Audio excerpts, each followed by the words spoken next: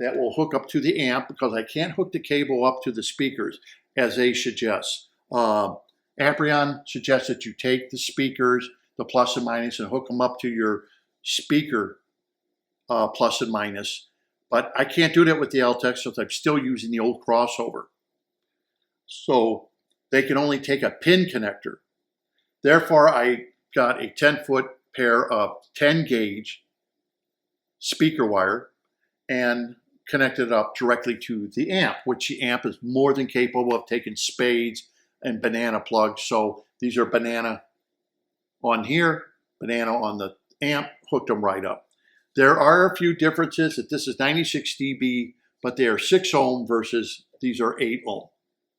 So you have to make sure that your amplifier can handle the new ohm rating that you're going to, which I'm using Conrad Johnson. If you watch my other videos, the 11A handles it with no problems at all. It's like you didn't do anything.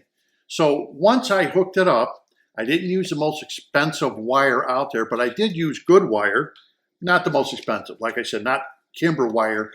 These are hooked up with Kimber wire, the Altecs. So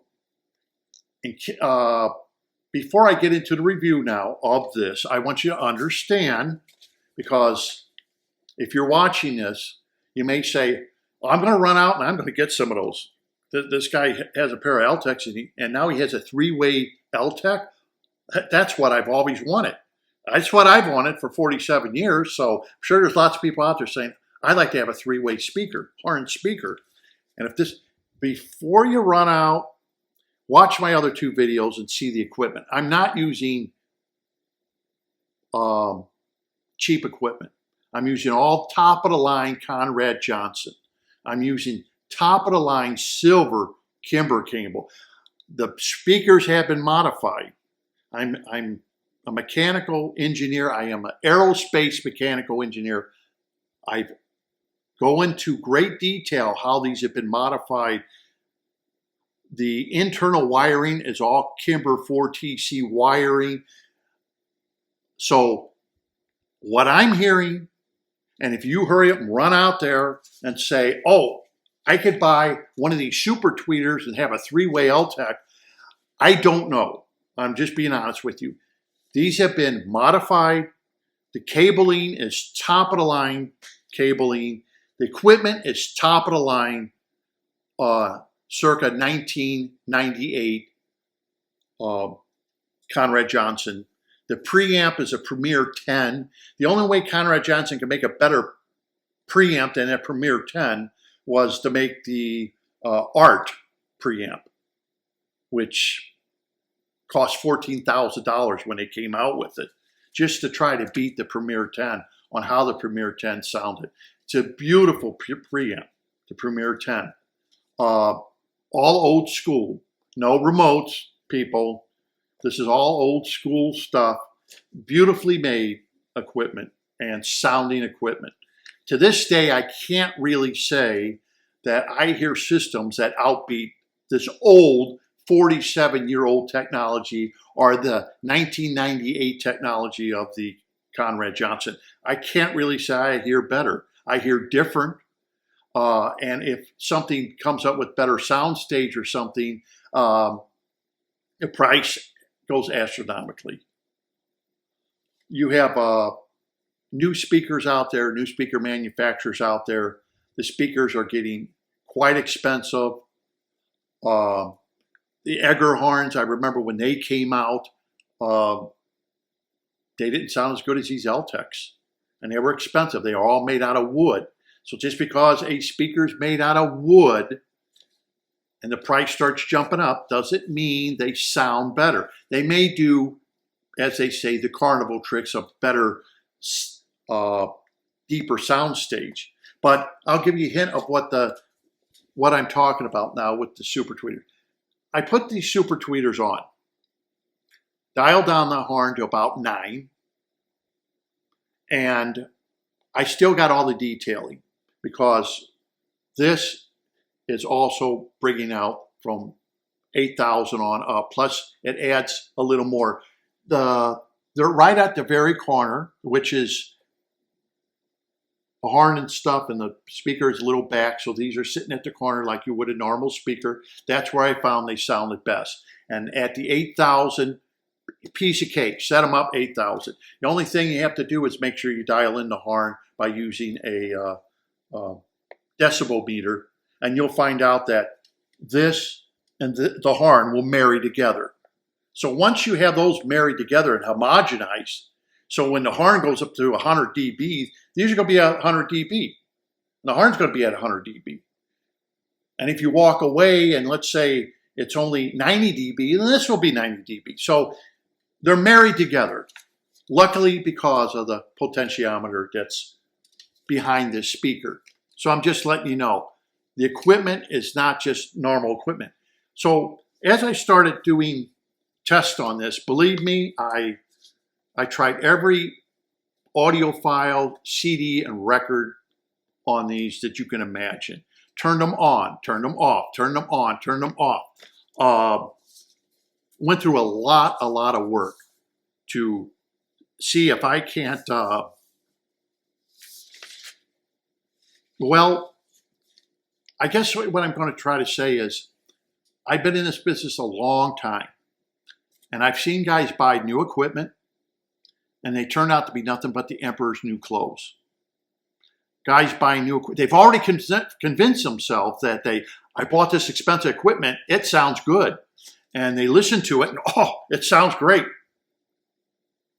And then other people start listening to it and they kind of shake their head and said, no. And usually I give you 30-day money back guarantee. So for those people who do that, luckily that you have a lot of honest audiophiles that will say, no, I'm not hearing it. Or, you know, the only thing I'm really hearing is it sounds different, but I can't say it sounds better. And we as audiophiles get caught up in this, and before you know it, your 30 days is up, and you got to eat the product. Or within a year, you could trade it in, or what they call trade it up, and spend more money. Otherwise, you pretty well got to eat it. And sometimes it takes longer than 30 days to really listen to something before you get over that excitement of what you bought. So on something like this, this is something that I really had to go listen to a lot of CDs, a lot of jumping up and down, of turning them on, turning off. They're easy to turn on and off. There's a little switch in back. You just turn the whole thing off. I'll pull these off, in fact. Take off the bananas. They're that simple. And as you can see, if you want to turn them off, if you're listening to them, you just, boom, they're off. Want to turn them back on? They're on. This is for, in case you want to, I can't imagine even using this, but if your speakers are less efficient than 96 dB, then you can knock it down by doing, oh, does this sound familiar? You can knock it down by so many decibels. Yeah, this is the same technology that the Altecs have. It's a potentiometer that literally can knock this down 2 more dB, 3 dB, 4 dB, 5 dB. No different than the Altecs. You can take the high frequency and knock it down. I keep it on 0, and I keep this at 8,000 kilohertz. No reason to change it. Works just fine. So this beautiful speaker here, it's heavy. It's heavy. It's not a lightweight. It's a very heavy speaker, very well made, very good binding posts. I wish I could try out their other speakers. They're more expensive ones, but I can't see anyone buying these saying, oh, these are a piece of garbage. I cannot even see that. The wire that I use, I just bought off Amazon. It's just, is there a name? Garrett. Never heard of them. It's called Garrett. And they seem to make a decent wire. You can buy 10 gauge, 12 gauge, It's not overly expensive. It looks like it's a decent wire for the price, okay? Instead of like Blue Jean, which may cost you a lot, because if you have to send the thing back, I don't want to invest in a lot of wire, expensive wire. It's not like I'm going to replace the wire on my Altec, which is straight, pure silver Kimber cable. I'm not going to replace that ever. So I bought these for here. Okay, I'll get into what I heard or what I did not hear. The first thing is I used CDs and I used records. And when I do evaluation, I use your audiophile geeky CDs. All of us audiophiles have CDs that been used for years as reference CDs. And we know what they sound like. We know where the highs are, lows are, everything. Like, I'll give you an example. That the first thing I had to do was tune the two speakers together. Okay? And the CD that I used to tune them together, to get them at the right level of, using my realistic sound meter.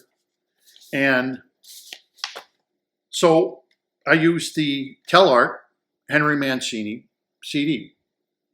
It's an old CD made by Telarc. Telarc makes decent CDs. So I used that. Played the Pink Panther scene. Yeah, I like the Pink Panther. Okay. So I know I'll get something in the comment. But I like the Pink Panther theme. I like it because of the different tone qualities, the triangles, the symbols that are in it. To me, I like hearing them off of the system. Well, there was something, as I plugged these in, that I noticed. Now, the Altecs, when you turn these off, are still playing the highs. So, like that guy said, it doesn't do that. Yeah, you're still going to get the highs and everything. It's just not the horn's going to be as loud, but you're still getting all the information. It's still there. Okay, the information doesn't stop coming. It's just that the horn's being held back so it doesn't overpower the mid-range and bass. So the mid-range and bass is very nice with these. It's very tight, very tight. But I noticed something at about 1 minute, 34 seconds into it. As they're playing, there's a, I don't know what they're called, but they're, as it's playing, someone's hitting sticks or something together, clicking them together. And for some reason, as they're doing that and the Pink Panther's playing and they're clicking, all of a sudden there's a ting.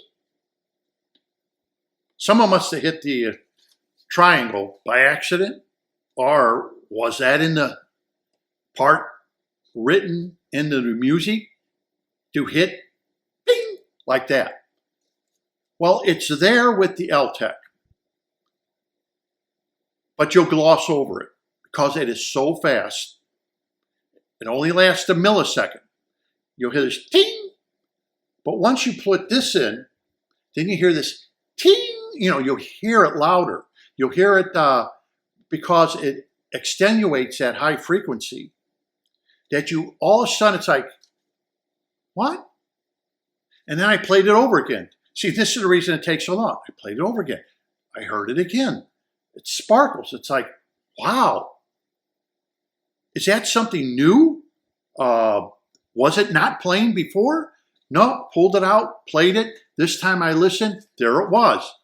But this time I knew it was there. So I knew I had to listen.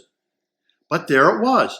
But this brought it out and said, here I am. I sound like a triangle.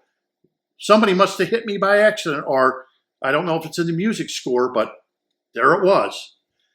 So I realized that these things are working. Because now, since I probably told you about it, it's something that you would probably listen for if you had this CD. So this brought it out to my attention, and I've owned this CD for, I don't know, 20 years. And all of a sudden that little ting comes out 20 years later because I added a super tweeter onto it. And it was always there, but I'd never noticed it until this brought it out. Then in my conscience, I knew it. Now I knew what to listen for. So I thought, wow, okay, I like that. I like that. I like the way cymbals are. Yes, the Altecs play cymbals, but I always felt the sibilance in the cymbals, you know, that sparkle you get in the cymbals, it wasn't quite there. And you can listen to drums, and the drums are tight. They're in position. They're like they're real. Let me show you what I use for kind of like a reference. I use this CD right here, this Patricia Barbara Companion. Now, I was there when they recorded this. This was done in Chicago, and this was in the Green Mill in Uptown Chicago, July 17th and 19th, 1999. I was there. They told everybody to be quiet. They were taping, blah, blah, blah, before a live audience. And everybody basically kept quiet. Some of them got loose, you know, clap by accident. But this was done in Chicago at the Green Mill. Chicago has a lot of nightclubs, and the Green Mill is one of them. And that's why people would say, your system sounds like a nightclub. Because in Chicago, you go out, you go to a lot of nightclubs, you learn and you hear what nightclubs sound like. That's what this system sounds like. You're at a live nightclub. But on this particular CD, these are different than the other Patricia Barber CDs. Now, Patricia Barber has some very good CDs, okay? And let's see. Cafe Blue. Another audiophile geeky CD. You know, the record, the 45 RPM record, sounds better than this. But this is very good. If you hear this, you would say, wow, that sounds good. Once you hear the record, then you would be like Mike Freemer, who would say, you know, records are better. Once you hear the record, you would say, the record's better. Yeah, I have to admit. But the Nordis and Too Rich for My Blood, there's a drum solo at the end of this. And I got to see Patricia Barbara play Nordis at one of the audiophile shows. So it's a live show. And at the very end, he's hitting all the cymbals. Okay, now you get that off the Altec horn. You get the cymbals and you're going to think, oh, wow, you know, hey, it's great. But this adds that little touch of that shh, that extra touch that was missing. So, yeah, the Altecs can do the high frequencies, but maybe they're rolling off the high frequency a little bit, so you don't get that little bit of extra information that like you hear when you hear a good pair of speakers that have good tweeters, and when they hit the cymbals, you hear more of that sibilance, the sparkliness of the cymbal, the you know, that comes off the cymbal. The Altecs produce that, but I've always felt the Altecs did everything right, except they can't get that very high part. You can hear it, it sounds good, but it's missing information. This puts the information back in that's missing. Then you hear it. You can go that next step. It's like, oh, wow, that cymbal now, and it carries on. It's almost as though, I can't say it's like a lens that sharpens up, because it's already sharp, but it's like someone lift up a veil, and it's like, oh, there's more, you know, information that I didn't get there. That extra bit of information that makes the cymbal sound like a cymbal. Because whenever I play these Altecs, especially if you play, for example, Black Magic Woman. Now you take this Black Magic Woman off of here. I remember this very clearly because I like Black Magic Woman. And